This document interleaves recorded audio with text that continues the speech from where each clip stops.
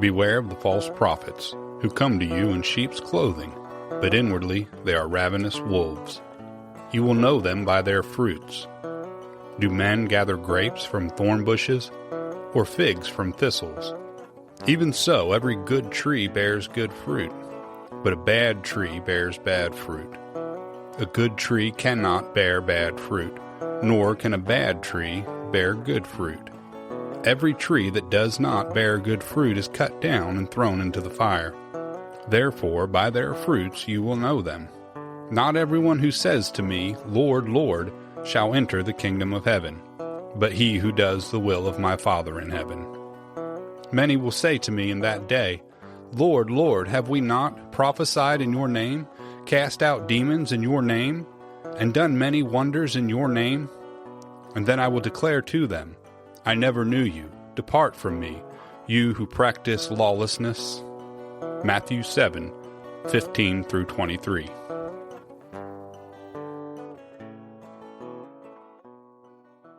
This morning, we are drinking our own coffee. It's a concoction that Darlene made. Tell them what's in it. I just use the Stoke cold coffee brew, and it's an unsweetened cold coffee. And then I use the Bridgerton strawberries and creamer, and then some Fairlife protein milk. It's really good. The other day I was wanting to go to the coffee shop really bad, but money. I'm trying to be good. Right. And I had been wanting to try the Bridgerton creamers, Queen Charlotte. Well, you're so good at coming up with coffee concoctions, just, I don't know, off the top of your head and stuff. Thank you. So this one's really good. It makes me think of like chocolate cake with the strawberry frosting or something. It has a very dessert feel. Very much. I like it. But there's hardly any sugar in it. So I like that. And you said 5 grams of protein. Yes. Anything new happening? We have a new bed after 20 some years. Oh, wow. We needed to size up from a queen to a king. We're getting old. We have aches and pains now. And we need to stretch out more in the bed. And I don't know, my husband, he used to not steal covers too bad, but this winter he's been horrible. When we went to Europe in 2022, in Switzerland and Germany, those beds are set up where you have your own covers.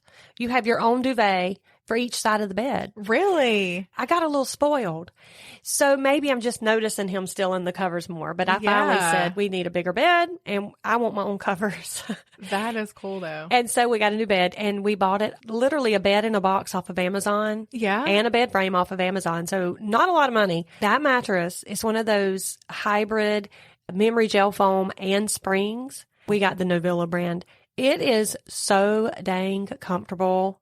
That is awesome. I'm loving it. 2 really good nights of sleep so far. Also, so we got the king frame. Right. And a king mattress, but then we have 2 twin duvets on it. I feel so European now. Well, I didn't get any mattress, but I was having issues with sleep. Yes. And so I did go to Super Deals here in town. They were having a 30% off sale. And I bought Curtis and I both 2 pillows. So I got us both an extra firm king size pillow. And then I got us a queen size cooling memory foam pillow. And it has been awesome. That should be my next purchase because waking up with night sweats and then your pillow is so hot. I need one of those cooling ones. Curtis says I turn into a little heater. Well, that was the other thing about the mattress. Now I'm not heating up one side of it and he's got enough space over there that it doesn't heat him up. And then I can throw off my covers and put them on and throw them off and put them on all night. Yes, I do the same thing. That is so funny. So you're saying that cooling pillow is working great? It's wonderful. Awesome. The story that I'm telling today, it just feels evil to me. Okay. You'll see. But it is an interesting story. I still think it's a story that maybe needs to be told and discussed. All right. Sometimes, even though they're hard ones, sometimes those things do need to be discussed because we don't need to forget that we live in a world where this kind of evil exists. Hans Schmidt was born in Bavaria in 1881. Let me ask you a question. Is Bavaria in Germany? Yes. So funny that my bed story, because that's where in Bavaria, over in that area of Germany, that's where we found this whole bedding situation that got me thinking. So really, I didn't mean for that to even. We have several listeners from Germany too. Yes. Like I've noticed our numbers in Germany keep going up. So hello to all of you. Yes. And the Bavaria area is beautiful, by the way. Well, Hans was born in 1881 to Heinrich and Gertrude Schmidt. Heinrich was a Protestant who worked for the railroad. Gertrude was a stay-at-home mother who raised their 10 children. Wow. The family, they were well thought of in their area, but Hans's childhood, it wasn't happy. There were all kinds of hidden problems in the family. Heinrich was away a lot working, and then Gertrude was left pretty much alone to raise 10 children. And so, as you can imagine, that could be stressful. Mm-hmm. And not surprisingly, she really struggled. Now, in the early years of their marriage, Gertrude didn't attend her church, because I said she was Catholic, and she did that out of respect for her Protestant husband. But as she sank into depression, she turned back to her Catholic faith and started going to Mass twice daily. Well, she probably felt like she needed it. Yeah. With 10 kids. She did. She would lock herself in a room and pray the rosary for hours and hours on end. Oh, wow. Pretty much neglecting her children. Yeah. And I do have sympathy for her. That would be a lot. And maybe she just did not know what to do. But I hate to use the word fanatical, but that's kind of what. And it sounds like maybe she was using that as an escape. Yeah, I definitely believe so. And then there was Heinrich, who didn't agree with the teachings of the Catholic Church. He felt like his wife was undermining him by going and taking his children. So when he would come home, he would fly into rages. And he not only hit Gertrude regularly in front of the kids, he also beat Hans and his siblings. But apparently mostly Hans. Was he maybe the oldest? No, he wasn't. Actually, he was closer to the youngest. Oh, wow. And this may have had something to do with it. Like his mother, Hans loved going to Mass.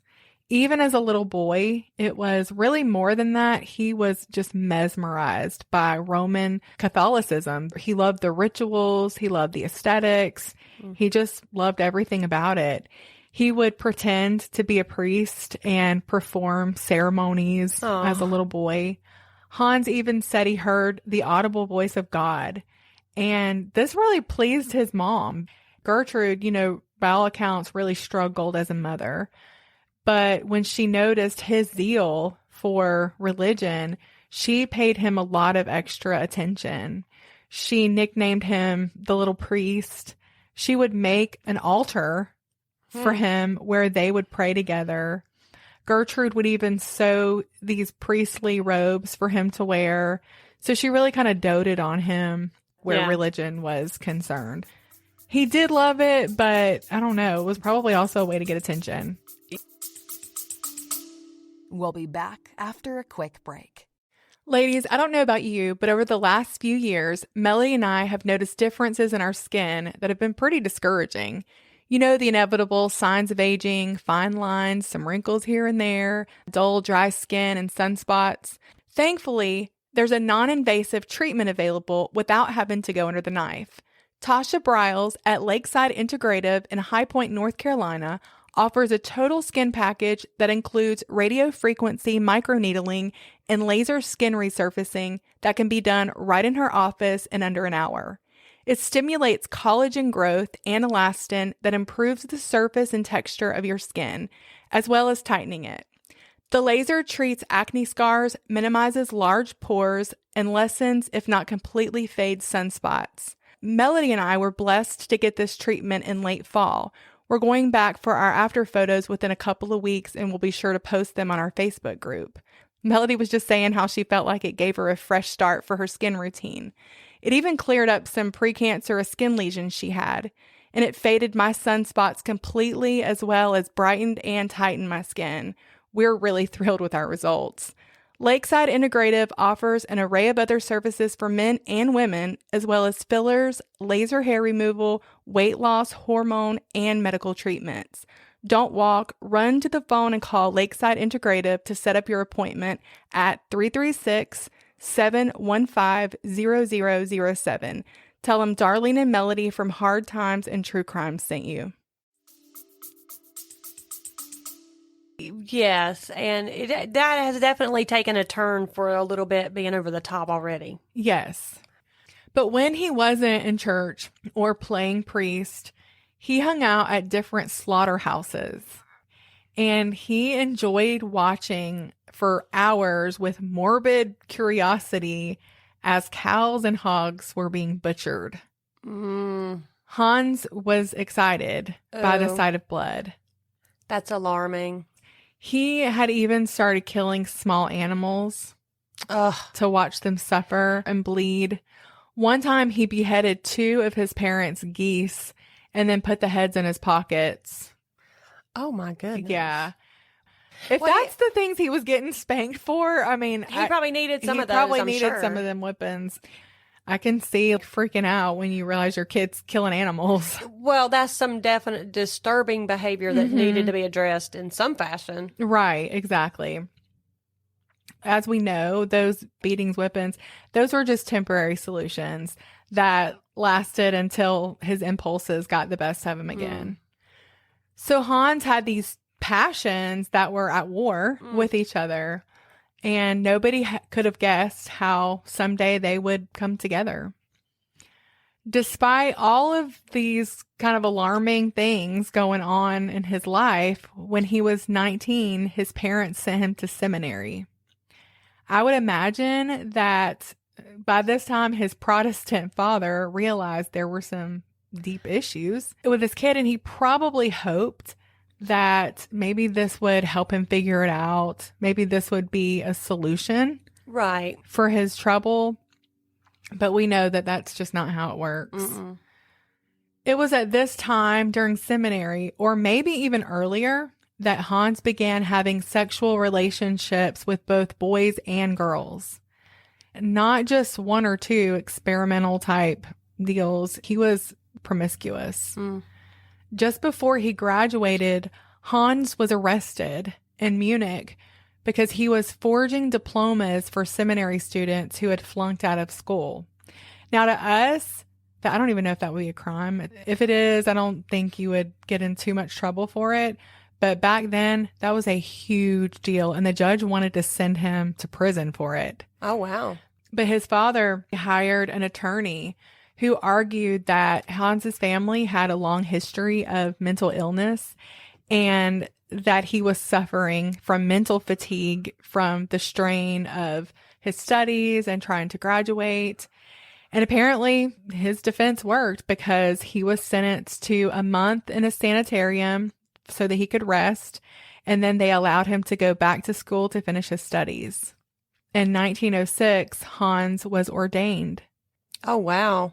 You have any questions so far? Well, my wheels are turning. So he was ordained into the ministry. Yes.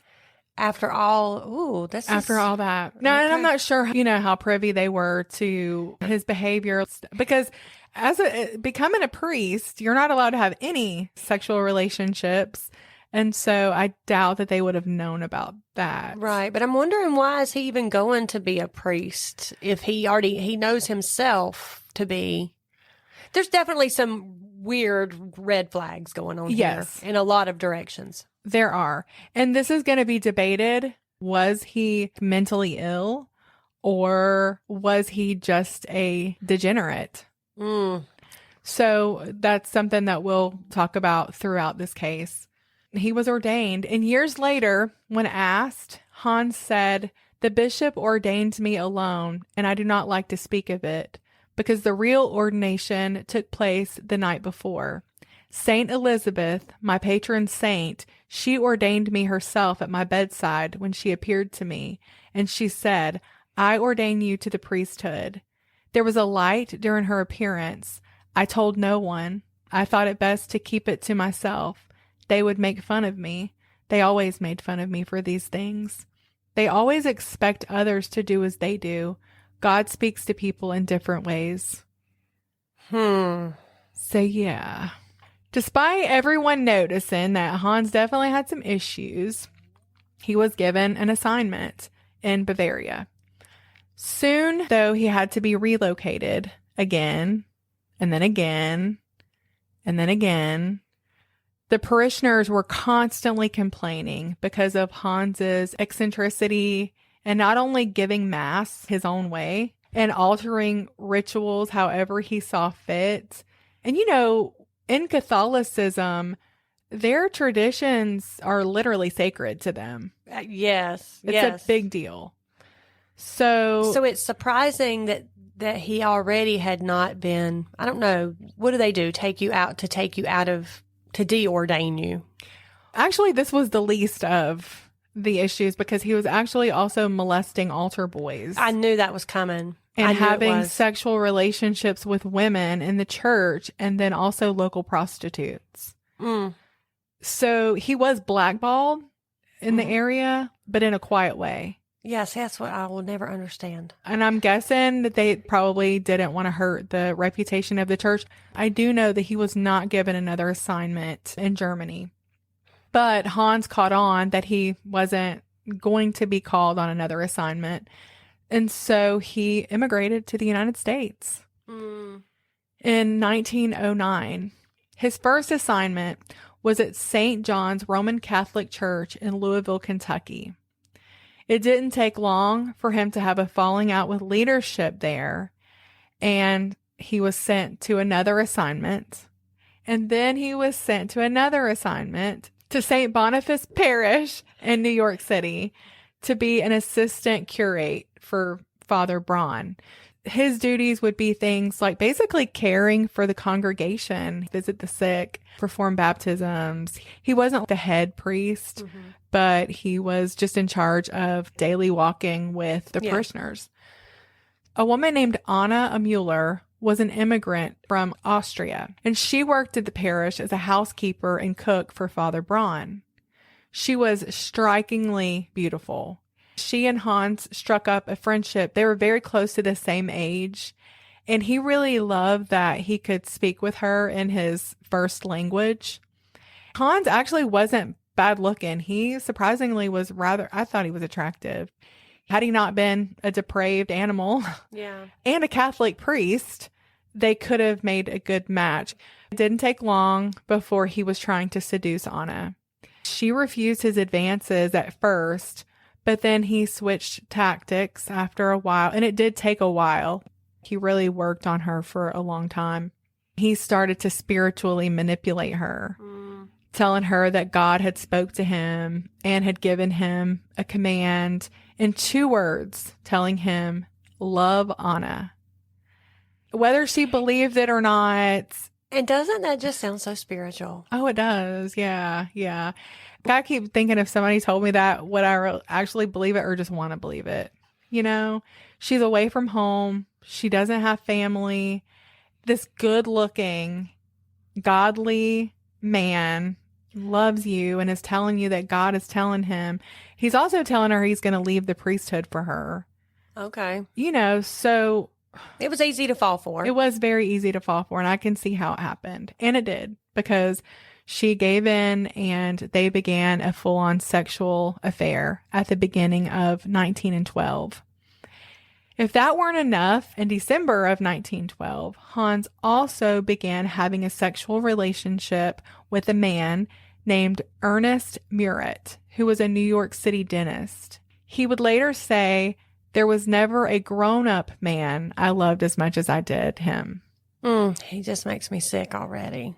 And he also would go on to say that he enjoyed his sexual encounters with Murat more than he did with Anna.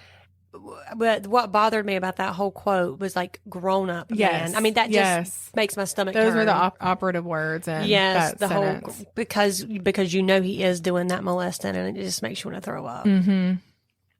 So when Hans was transferred to another parish called St. Joseph's in West Harlem, his affair with Anna did not end.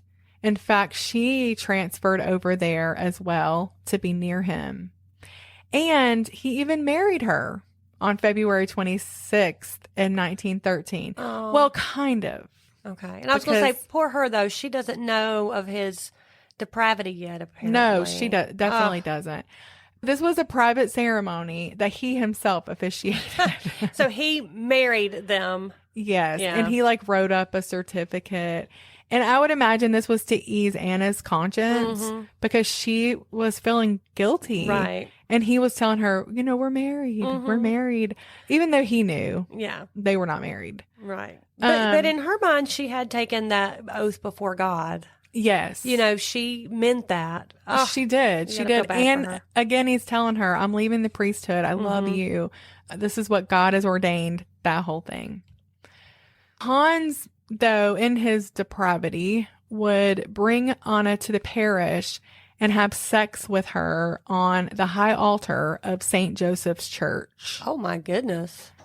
During one of these encounters, he claimed that St. Elizabeth, his patron saint, the one that had ordained him, had audibly spoken to him again, and this time told him to sacrifice Anna. He said that the voice had been so clear and overwhelming that he told Anna about it. And she was just like, you're crazy. Yeah. What are you going to say to that? But I don't think she was frightened by it because shortly after, she ended up telling him that she was pregnant. So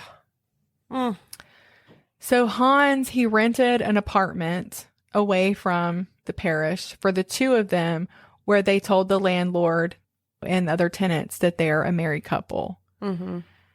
What I'm about to tell you is extremely graphic, disturbing. If you choose to listen, it will stick with you. So I want to give you that warning before. If you need to, you can skip ahead about 30 seconds to miss some of the gruesome details. On September the 2nd, in 1913, Hans went to the apartment that he and Anna rented. Hans said he knew that he had to sacrifice Anna. And so while she slept, he took off his coat, went over, and slashed her throat. He then proceeded to rape her as she bled to death. Then he drank some of her blood to consummate the sacrifice. He drug her body into the bathroom where he cut her into about 6 pieces, wrapped these pieces of her body in tar paper, and then put the torso and several other pieces wrapped in that paper into a pillowcase. And he had about 5 or 6 bundles. He tied rocks to these various packages. He boarded a ferry where he threw the pieces into the Hudson River. Then he casually went back to St. Joseph's and offered Mass and administered Holy Communion as if nothing had happened. Wow. Yeah. I mean, no words. That's very difficult to wrap your brain around. Well, 3 days later, some children were playing on the Jersey side of the Hudson River, and a torso washed up. It was still in the pillowcase, and it still had pieces of rock tied to it. So even though it was found in Jersey, investigators noticed, which I really commend these investigators. This was a long time ago, 1913, and I just felt like they were really smart. They did a great job. Okay, yeah. They noticed that the type of rock used to weigh down the pillowcase was called schist. That type of stone was only found in Manhattan. Huh. How about that? So New Jersey then went ahead and turned the torso over to the NYPD. They performed an autopsy, and the autopsy revealed that the body parts belonged to a woman who had been around 20 years old. They could tell that she had recently and prematurely given birth, and that she was about 5'4" tall. But of course, they still had no idea who she was. They did have that pillowcase, that her body parts had been in, and it was monogrammed with the letter A. That was a very elementary mistake to make. Yeah, Like, it really was. Who would not have gotten rid of that? Yeah. Well, he tied those rocks to it. I don't think he didn't ever thought that it would come back up. Yeah. And he's pressed for time. Yeah. So true. he's a little sloppy. Yeah. Well, they realized that this pillowcase, it wasn't mass produced. It wasn't homemade either, though. They ended up tracing that pillowcase to a local business who just so happened to keep very detailed records of their business transactions. I love that. They found out that the A stood for Anna Amuller, and the business had records of her address. The police went to the apartments and spoke to the landlord, who told them that he rented the apartment to Hans Schmidt and Anna. As far as he knew, they were a married couple. He took the police to the apartment. He opened it for them, and it was immediately very evident that a gruesome murder had taken place in that apartment. Wow. They also found overwhelming, damning evidence in there. There were blood stains and splatters everywhere. I mean, despite they could see that somebody had tried to sloppily clean it up. And there were even buckets with like scrub brushes and rags and soaps throughout the apartment. But they also found the butcher knife. They found the saw. They found letters between Hans and Anna that mentioned St. Joseph's. They also found the matching pillowcase with an A embroidered on it. Wow. That's a lot of evidence. It's a lot of evidence. They found out about St. Boniface Church.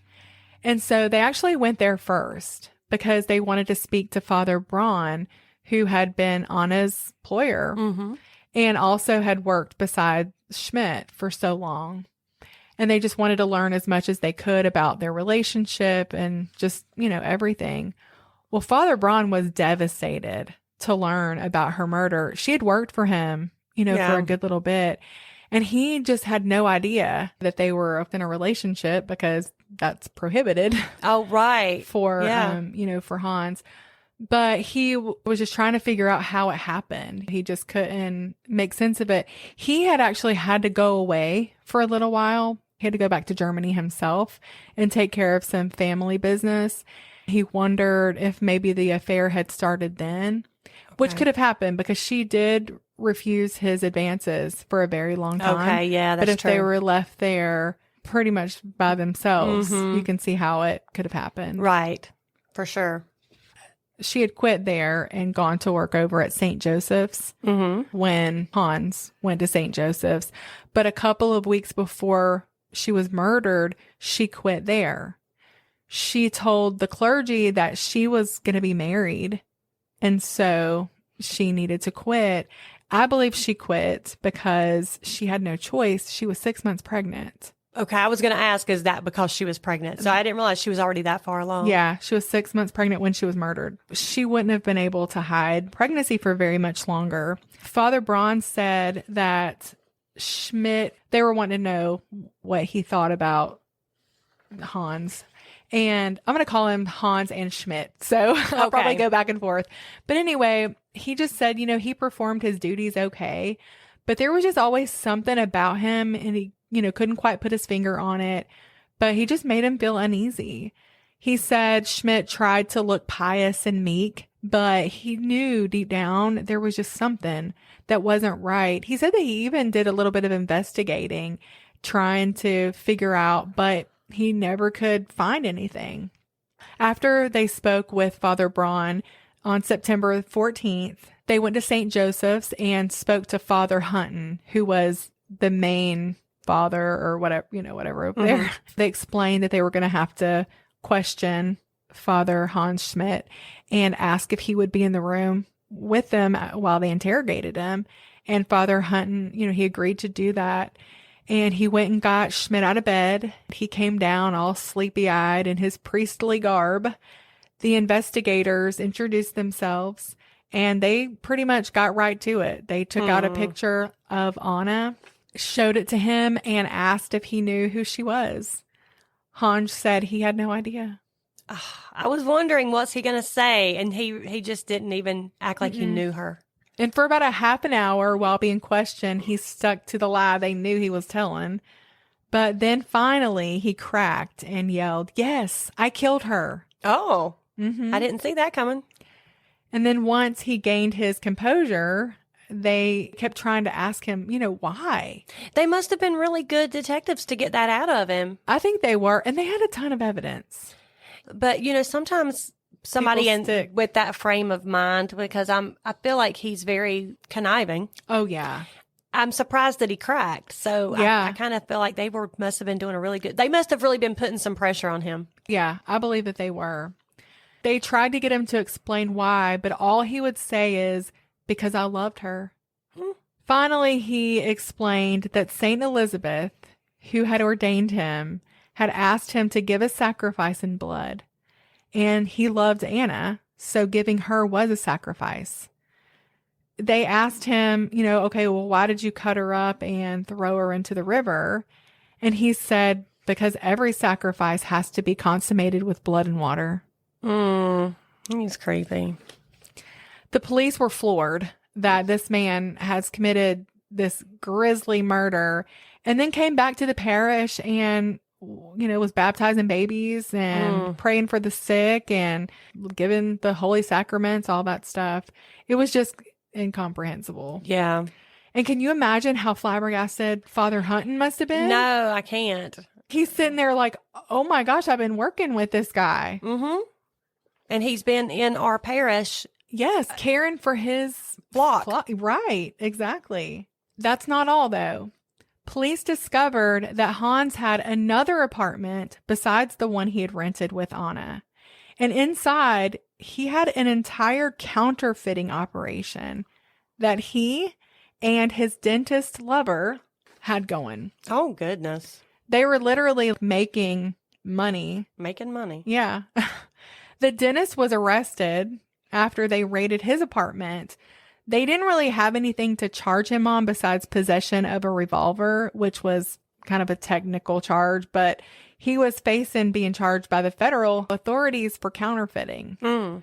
Schmidt admitted that the dentist and him were in this operation together, and authorities found a set of photo engraving tools in the dentist's apartment that were the same pattern as the ones found at the counterfeiting apartment. Okay. So that kind of tied him to that.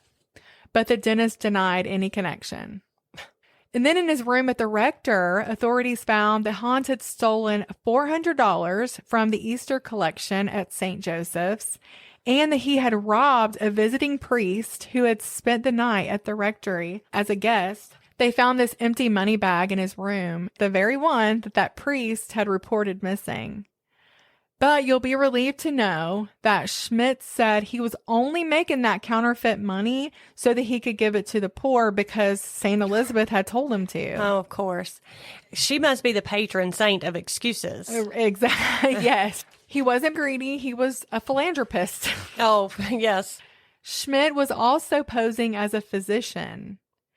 They found more than 500 cards that he was making. And police were really interested in this because Anna's body was cut up in such a way that the person who did it, which they knew was Hans, had done it with precision. And they felt like could have even studied as a doctor. Good grief. Yeah. But we know that Hans hung out at slaughterhouses. That's what I was getting ready to say. That's where he learned that. Yes. So anyway, they also found all kinds of different illegal medications in his room. There's no end to his illegal activities. No. Then the coroner's jury got together to probe the death of Anna, and this was their findings. We, the jury, believe that Anna Mueller came to her death on September 2nd, 1913, at 68 Bradhurst Avenue at the hands of Hans Schmidt. When Coroner Feinberg finished reading that statement, Schmidt jumped up and tore the rosary off of his own neck and threw the beads and some coins at the coroner. Gracious. And the rest of them sitting at the press table. Good grief. A day or so later, Hans told his lawyers and detectives that he'd actually been planning to kill people who were hopelessly insane, permanently crippled, or suffering from diseases that couldn't be cured. He was planning to either stab them or poison them. And he said he didn't think life was worth living for them. And so he thought that whatever was waiting for them on the other side was better. And so he said he was ready to go to the electric chair and hoped that the DA wouldn't go through a bunch of unnecessary red tape. Yeah. Wow. Now you can imagine what a media circus this case brought about. Oh, I bet. It was so sensational. Yeah. And of course, the trial, and they were setting up tents outside. I mean, it was a lot. Schmidt's trial began on December 7th in 1913. He pled not guilty by reason of insanity. His defense was that he was bisexual, that he was aroused by blood and the hearing of voices, and that it was proof of his insanity. They also showed that up to 60 of his relatives showed signs of mental illness. And so they argued that on that basis, the death penalty should be taken off the table. But the prosecution's psychiatrist, who had questioned Schmidt, believed he was lying about hearing voices. They believed he was completely sane, in that he knew exactly what he was doing when he murdered Anna, and that he knew that it was wrong. They also argued that a man smart enough to pull off so many schemes and cons was not insane or incompetent. But the trial ended in a hung jury. What? Because they just couldn't agree on if he was insane or sane. Oh, my goodness. I mean, I feel like it's So- obvious, but I'm sure they're looking at different evidence than Yeah. us. It's obvious that he's insane, but that's no excuse for what he did. He Right. knew right from wrong. Right. He's just an evil guy. He covered it up. Yeah. Well, the second trial started 2 weeks later. Man, don't you wish that... Yeah, the wheels of justice turn much more Yeah. slowly now. Exactly. Yeah, so they had 2 weeks to get their crap together, and the prosecution had a lot of work to do. This time, though, the prosecution introduced and had new evidence and another witness. In April 1913, months before St. Elizabeth commanded him to sacrifice Anna, Hans hired a German immigrant named Bertha Zeck, who also happened to be his dentist lover's housekeeper, to pretend to be Anna so that she could get a $5,000 life insurance policy in her name. And 3 guesses as to who the sole beneficiary was. It only- George, Bob, or Schmidt. Yeah, I was going to say, it only can take me one guess for that. But Right. goodness. That's pretty damning, because this is before he's saying Yeah. he heard voices. After the attorneys on both sides had given their closing arguments, Judge Vernon Davis, he did not want another hung jury. Right. He said, if you're satisfied that the defendant purchased the knife and saw with which he cut up the body, thinking of using them as he did, and if you're satisfied that in the night he went to the flat, took off his coat, cut her throat, and then cut up her body, what conclusion do you come to? Davis told the jury to use their common sense and experience with men. He told them to bear in mind that not every form of mental illness excuses a crime. Yes, I love this judge. Yes. Those exact words are... Yeah, no, I agree with that totally. And so the jury found Hans Schmidt guilty of first-degree murder and sentenced him to die by electrocution. I hope he doesn't get out of that. After his conviction, he had one more trick up his sleeve.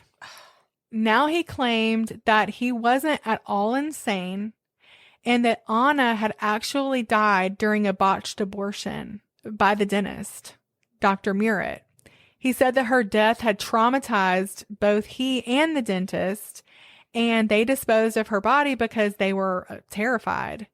Hans claimed he hadn't told any of this before because he wanted to protect his dentist friend, Dr. Murrett, because he loved him. But Dr. Murrett emphatically denied these claims, and so Hans was denied a new trial. Okay, good. His father and sister came to comfort him, and at first he wouldn't see them.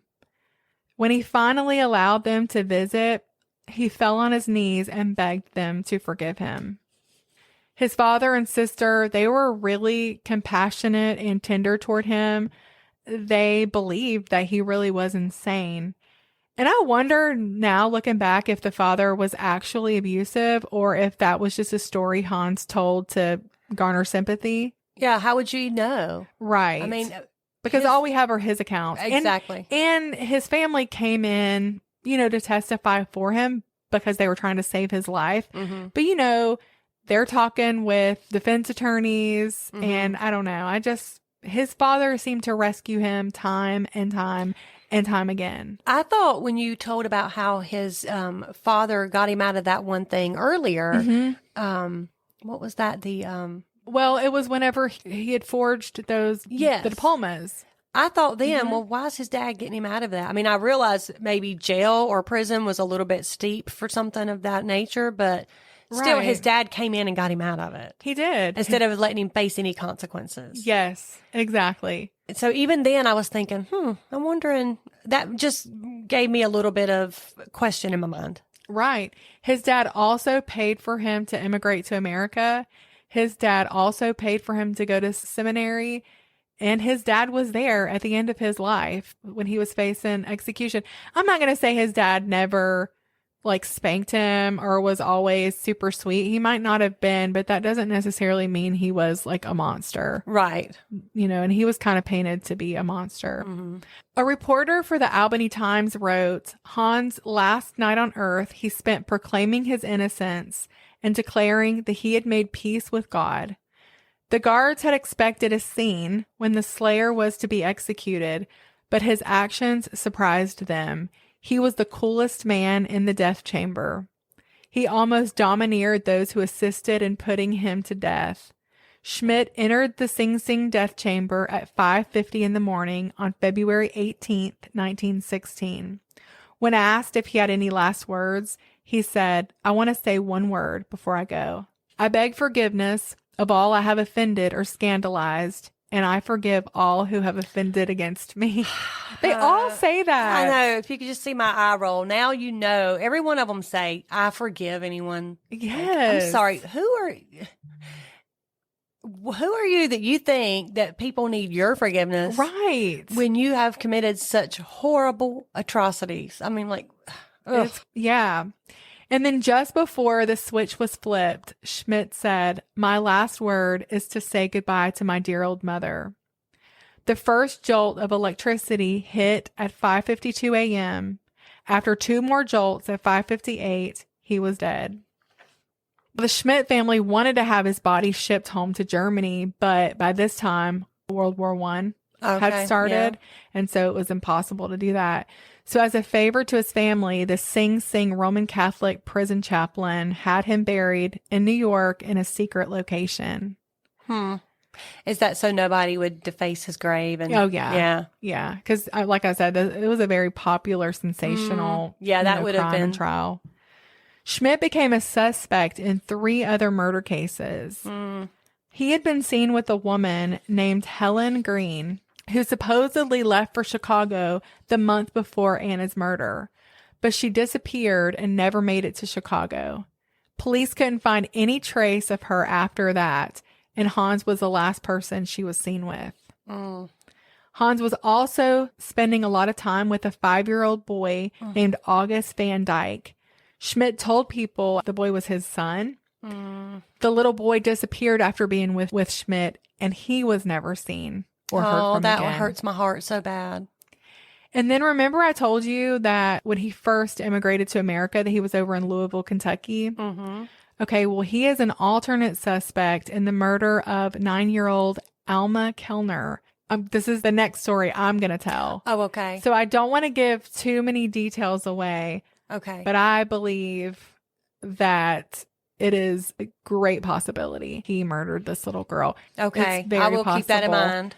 That is the story of Hans Schmidt, the only Catholic priest to be executed in the United States. Do you think he was insane?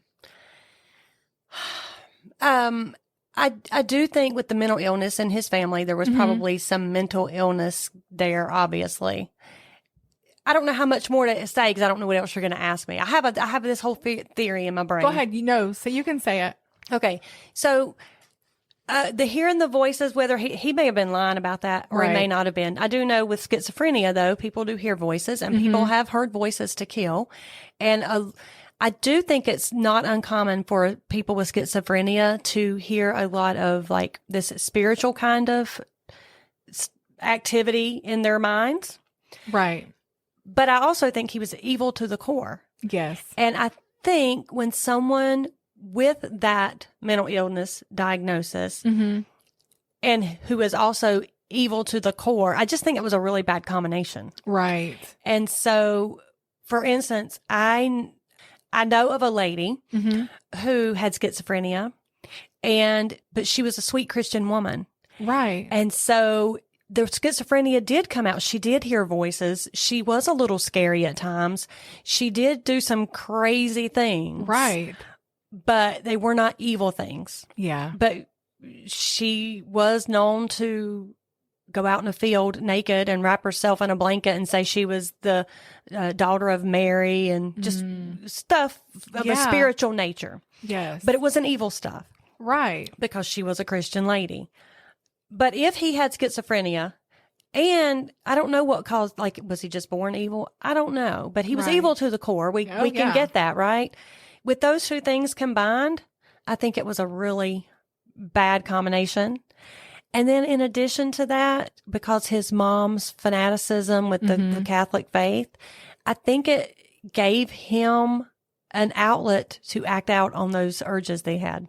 Yeah. Like he probably saw, what a great opportunity I have. This is a good cover. Yes. Yeah. Personally, I think that he had, like those thoughts, obviously, when he was younger, like, the killing of animals and there was some, and I think that in and of itself, it's evil, what makes you sexually attracted, by blood and stuff like that. I don't know if that's evil or I don't know if. I just think that's almost demonic. Yeah, me too, actually. I don't believe he was mentally ill. I think that he made up a lot of that stuff at the end. I think he was a con man. Oh, I definitely think he was a con. I think that, I think like the prosecution said, I think he had too much going to be crazy. You know what I mean? Yeah.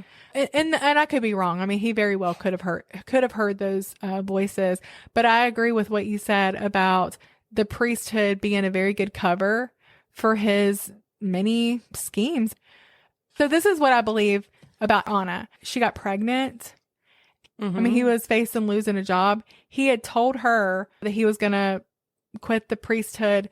But when she was about a month pregnant, that's when he had that girl go and get that life insurance policy. So I think that he killed her for that reason. Yeah. And I believe that the dentist was in on that with her. Oh, definitely. Because his housekeeper is the one who got the life insurance policy.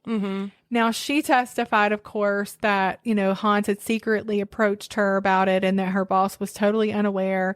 But I don't believe that. I think that they were probably all in that together. And in fact, Hans alluded to that in his last days of being in prison. So she worked for him. So of course she's not going to tell on him. Right. And it could be even that Anna was, she thought he was going to quit the priesthood, but he obviously wasn't. She may have been putting some pressure on him. Like, hey, I've got this baby. Right. You need to marry me. And then he does a fake marriage, so to speak, that she might have thought was real. But she still may have been putting pressure on him. And so now he does need to get rid of her and a baby and not lose his job. And in the process can get some money out of it. And he did it at the perfect time because she kept her job up until she was just about to show. Well, he murdered her 2 weeks after she quit her job. I mean, he didn't want to support her. Right. Exactly. He wasn't going to support her and a that. baby. I just think that was all very calculated. And then nobody supposedly is going to miss her because she's already quit her job. Right. Exactly. Yeah.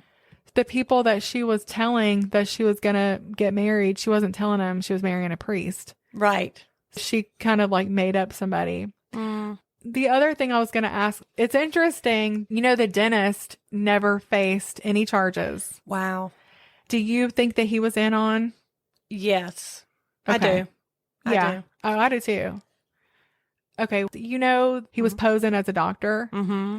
I believe he was planning to kill the insane and the crippled people, not to ease their suffering, but for insurance purposes. Mm-hmm. I think that he was, disguising himself as a doctor so that they would come to him. He had that medicine that he was giving them, probably feel-good medicine. Yeah. And then they would come back to him. He could get policies on them. Yeah. And I think him and the doctor had this whole scheme going. Absolutely. Probably so. And even though he probably was killing them for financial gain or was going to kill them, he liked it. I mean, obviously absolutely. There was another level there that, again, I think it goes beyond having any kind of mental illness. It's way beyond that. It's just demonic. Yeah. I mean, I really feel like it was. The whole thing is evil. Greed that would lead you to that kind of brutality. Yeah, I just think what a depraved human being. Yeah. And I was thinking, Hans, there were several times that he could have faced some consequences for the things that he did. But I think he was rescued in the name of sometimes maybe, like the priesthood kind of looking out for him, the church looking out for him, his parents looking out for him. Yeah. It's not our job to rescue people from consequences. Right. That's what I mean. And it's certainly not our job to issue out certain consequences. I mean, Sure. That's the job. The job of our government should be to give consequences for illegal behavior. Exactly. But person to person, it's not my job to see to it that you face consequences. No. But it's also not my job to make sure that you don't have to face consequences. That's right. And if we remove them, we may be doing you a disservice. Yeah. You never know what that's going to lead to. That's why I think it's so important for kids to face natural consequences, not because you want to hurt them, but so that they learn, if, there's repercussions if I do this and that. Anyway, I just thought about that. The fact that it took them so long to find out, I mean, he fooled a lot of people. He was able to get ordained. And so just the thought of that, there are literally people out today that are like that, and we don't know it. And we may be interacting with them on a daily basis at work or even maybe at church or who knows where. And you would never think they would have that level. You don't know what's really churning in there. And that's a scary thought. Father Braun said that he, tried to make himself look pious and meek. Mm-hmm. And apparently fooled some people. But that guy, that Father Braun, obviously did pick up on that being an act because he did some investigating on his own. So he was starting to see something. He was. But how did Hans get away with all the different people that he would go to work for, and then he couldn't, they would have to let him go, or he would go to another parish and they would send him. It looks like at some point prior to when it happened, prior to him killing someone, shouldn't somebody have said, hey, he's having a hard time, I don't know, with whatever. I don't know, because I'm not a part of the Catholic Church. This is not just a Catholic Church thing. Right.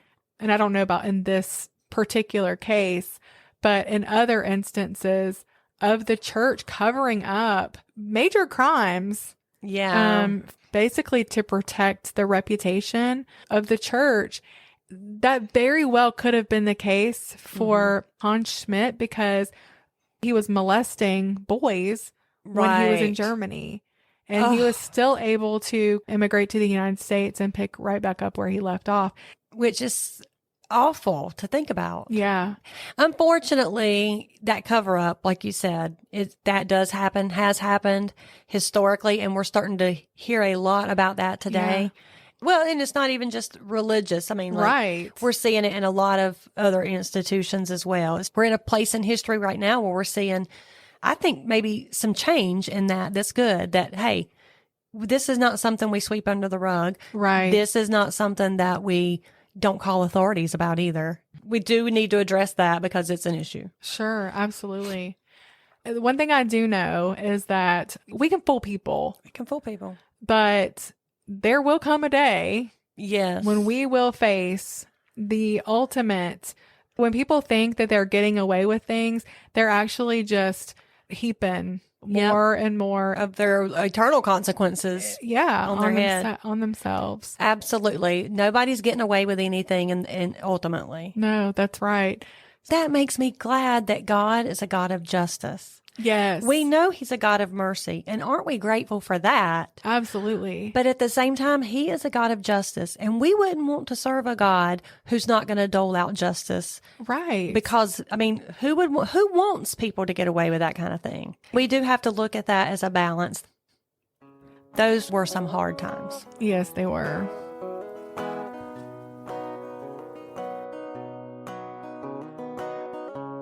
If you're a fan of the strange, dark, and mysterious, presented in story form, well, you've come to the wrong place. That's Mr. Ballin. But since you're here, you might as well download every episode and like and subscribe to Hard Times and True Crimes. And tell everybody you know, and a few people you don't, to check us out. Till next time, goodbye.